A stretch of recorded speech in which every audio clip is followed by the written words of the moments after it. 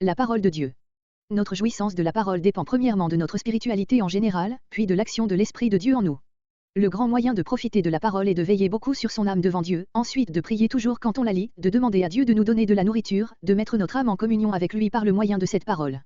La communion avec lui est la source, comme elle est aussi l'heureux effet de notre lecture. Elle élargit l'intelligence quant à Dieu lui-même et quant à ses voies en Christ, et cela est d'un grand prix pour l'âme. Si nous ne jouissons pas de notre lecture, aussi, malgré nos prières, Dieu ne se révèle pas à nous par elle, car c'est là le point capital, ne nous contentons pas de rester ainsi, Dieu nous parle par son silence. Il doit y avoir un obstacle entre notre âme et lui, mauvaise pensée tolérée, dureté ou négligence. La parole que nous avons reçue ne nous manifeste pas seulement au monde comme n'en étant pas, mais elle nous conduit directement à Dieu. Elle forme nos cœurs d'après un autre monde, en déployant devant nous la vérité, les richesses et la gloire de Christ. Nos cœurs sont petits et très étroits.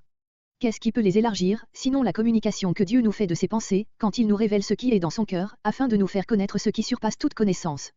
Car si ces choses ne dépassaient pas notre intelligence, Dieu ne serait pas Dieu. Nous sommes introduits ainsi dans l'infini.